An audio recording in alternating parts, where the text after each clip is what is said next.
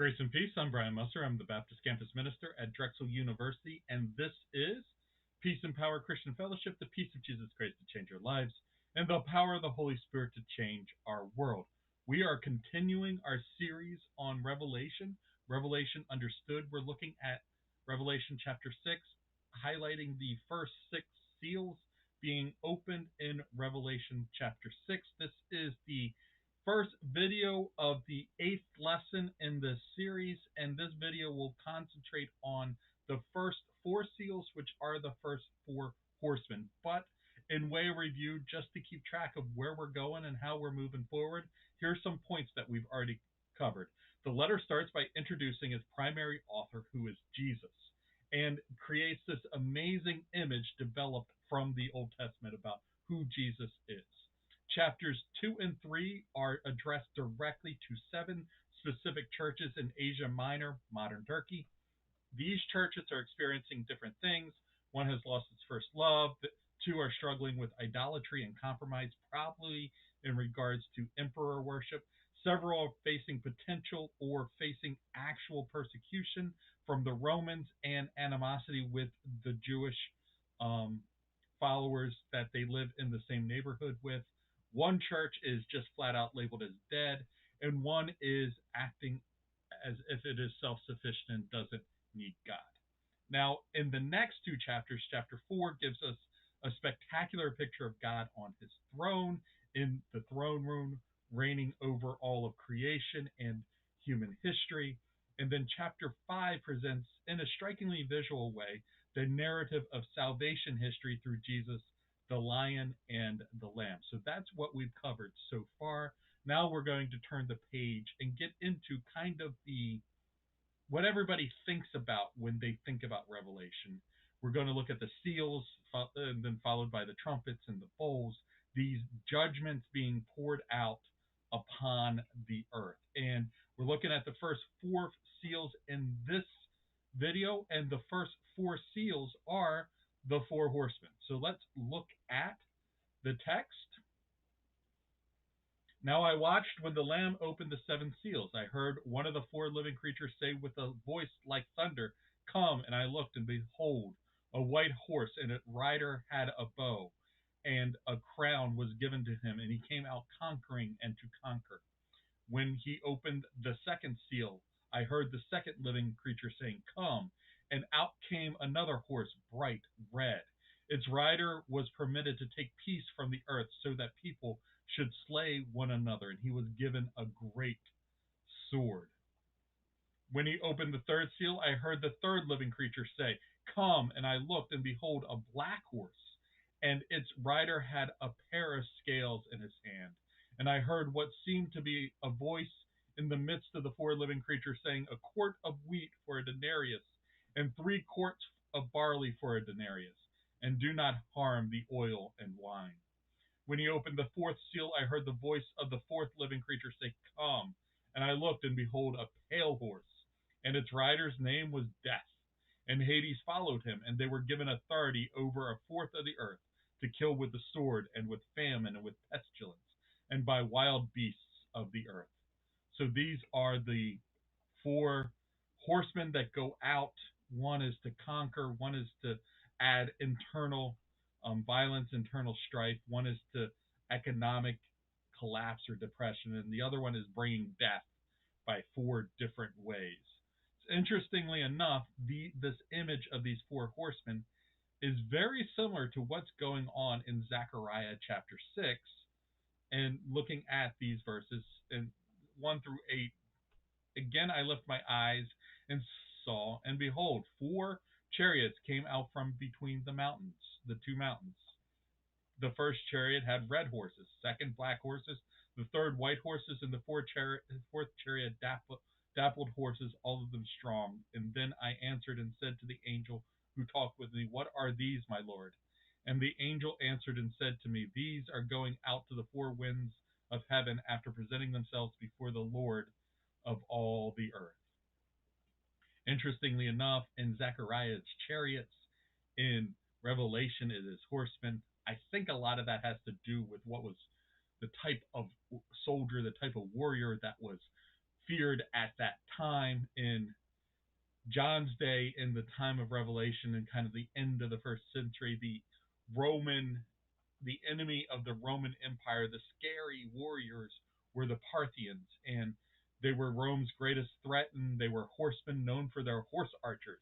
And there is such a thing as a Parthian shot, which is an archer firing backwards off a moving horse. So a horseman with a bow was the greatest enemy at the time of John in these things. So these horsemen are pictured after the greatest fear and the greatest threat that was going on. Whereas in Zechariah, the chariot with four horses pulling it forward, this chariot was a great weapon of war. You know, you imagine Egyptian chariots and Assyrian chariots, and these things going through where the horsemen were the threat during John's time. It's the chariots that are the threat. And that's why we see, although the colors of the horses remain the same, and we can see John building off of this passage in Zechariah, the type of warfare has changed, and chariots are no longer the same kind of weapon that they once were. Now these like horsemen and these Parthian horsemen are kind of what is threatening. But we see these four horsemen come, and with four judgments, types of judgments: invasion from the outside, internal violence from the inside, economic collapse, and then death. And death has four parts to it as well: death by war, death by famine, death by disease, and death by wild animals. So looking at that, these four things show up in Scripture quite often: war, famine, disease, wild animals. They're like all four of them are included as judgments in Leviticus, Deuteronomy, Ezekiel, Jeremiah, in multiple places in a lot of these passages. And then at least three of these four things are in Jeremiah and Ezekiel multiple times as well. This is quite often a well used fourfold idea of what brings death in the Old Testament, and John is lifting it from the Old Testament to use it in his revelatory scenes in the New Testament as well. Now, I want to highlight how our perspective in the modern world might make us read this part of Revelation, or the judgments of Revelation, different. So for this video, we're going to look at some things about first century world that we might not get from our perspective here. And we're going to talk about the urban environment. Book of Revelation was written to 7 specific churches, and what was everyday life, or maybe not even everyday life, but what was life like in the first century cities that these churches were addressed. So here's just some statistics. These are estimations taken from Rodney Stark's either The Rise of Christianity or The Triumph of Christianity, 2 books he's written, and just some stats about what's going on here. So as you can see, 4 of our 3 churches, Ephesus, Pergamum, Sardis, and Smyrna, were listed in the top 20 or even the top 15 cities by population size. So Rome was by far the largest city in the Western world, followed by Alexandria, and then Ephesus was up there. Pergamum, Sardis, Smyrna were all these major cities at this time. And although we don't have like estimations, or nobody's worked out the math for like Ephesus or Pergamum, we do have Rodney Stark in his book lists some kind of population density things for Antioch, which is a similar city than Ephesus. Falls right in between Ephesus and Pergamum and Sardis in there. And in the city entire, the population density was 117 persons per square acre. But if you took out the public spaces that used a lot of the territory, in the actual residential space, it was 195 persons per square acre. And it was kind of looks like there were 26 blocks of small apartment type buildings for every one private residence, if that can give you a picture of what to do. Or I live in Philadelphia or around Philadelphia. Antioch was 117 persons per square acre. Philadelphia is 18. New York is 37. Manhattan is 100. So Antioch was still more crowded than Manhattan. And Manhattan had something over Antioch where Manhattan has grown vertically. So the square acres is the flat two-dimensional side, but Manhattan has much more space vertically than Antioch could possibly imagine. In first century building materials, you didn't go over 4 stories more than likely, and those 4 stories would collapse on each other quite often. And we're talking wood frames and structures and things like that. The only places that are somewhat comparable, like Manila is the most densely populated city as of 2022 in the world that actually has some statistics right now, and that's 174 persons per square acre, which Antioch was 195 if you take out the public spaces. And then Port-au-Prince is the largest city, I believe, in the world without like without certain infrastructure places like a public sanitation, like sewer system that is in the city, and it's at 110, so it's right around Antioch with the public spaces still put in there. So, and that's the most densely populated city I've ever been to is Port-au-Prince, and just getting that thing. So Antioch was probably as densely populated as the most densely populated places on this earth. Now, statistics show Rome may have been up around the 300 person per square acre at this point, which is insanely densely populated and just kind of confused, like unimaginable at this moment. Plus, if you take out the fact that these cities didn't go vertical, they were all basically really close to the ground and still this densely populated. It's creating this very, very crowded, very, very almost miserable sort of setting. Going back to Antioch, and we're using Antioch because we have some information about Antioch that we don't have from the other cities coming from Rodney Stark's research and things like that. And thinking about it, it's that densely populated. So there are some very interesting things. In the 600 years Antioch was ruled by Rome, it experienced military takeovers 11 times, plundered 5 of those times. It was besieged but not taken 2 times. So 13 times it was put into military, stress.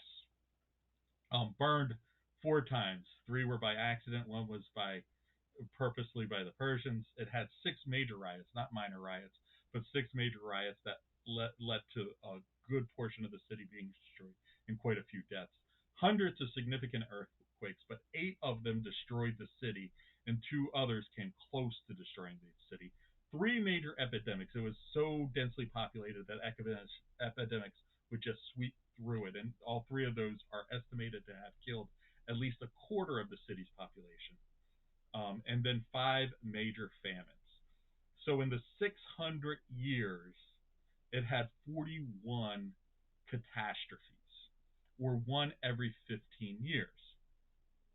Now, and looking at some of the stuff, these catastrophes going on, broadening out our scope from Antioch to the Roman Empire, during the reign of Marcus Aurelius, which was 161 to 180 BC, CE or AD, the population of Roman Empire, about 165 CE, is estimated around 60 million people. Due to war, plagues, and famine, that number could have been reduced by a quarter, even a third. That would have been 15 to 20 million deaths without births coming alongside in only 15 years. So the population would have fallen from 60 million to 40 or 45 million, 15 million less people in the population. That comparably, that would be the U.S. population, which is at this moment 330 million, decreasing to 220 or 250, and having 83 million or 110 million deaths. Just to put that in perspective, 2.8 million people died in the U.S. in 2019, whereas 3 million were born. So it would be that kind of devastation. This is the type of world that John is writing to. This is the type of world that these cities are living in, where there is war, there is famine, there is disease, there is fire, there are earthquakes, there are wild animals, and all this kind of stuff. This is a very dangerous, very chaotic, very catastrophic world that is somewhat removed from our world today and is a different experience. So as we're reading about these four horsemen going to the ends of the earth with, invasion and internal strife and, economic collapse and famine and disease and all this other kind of stuff, it's a little bit removed from us. These are strange things that would happen in the world. To the first century church, this happens once every 15 years or so. This happens not even more than once in a generation. This is much, much more common and much, much more real to them than kind of it is to us. Now, in this context, and it's just where the church steps in the absolute chaos of the Roman world, Christianity worked.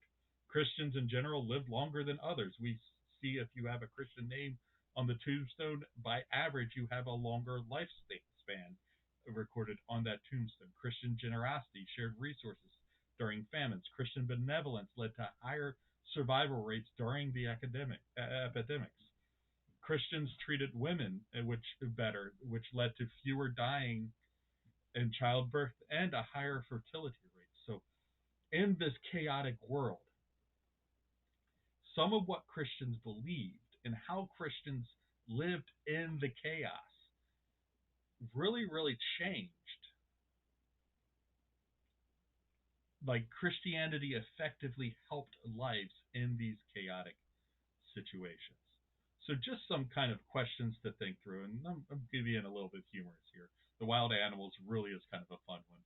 Out of invasion, civil strife, economic collapse, disease, or bears, wild animals, which do you feel is currently the greatest threat, and why is the correct answer? Bears. How much has changed since the first century? The first century was a dangerous place. What is the significance that these dangers are recorded in Revelation as being part of God's redemptive plan? And does our Christian faith make a difference in our everyday lives today? And just so you know which one is the greatest threat, it is bears. So thinking about that. I would love to hear comments on those questions. Drop out down in the comment section and let me know what you're thinking, what's going on there.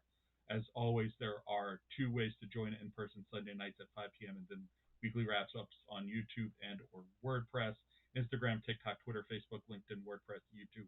I'm on all these social media sites. Like, subscribe, and follow as you see appropriate. Enjoyed having this conversation with you and trying to actually apply these chaotic instances that are described in Revelation, and what would a first century Christian think about when he hears about these four horsemen. Thank you for your time. Hopefully this conversation continues real soon.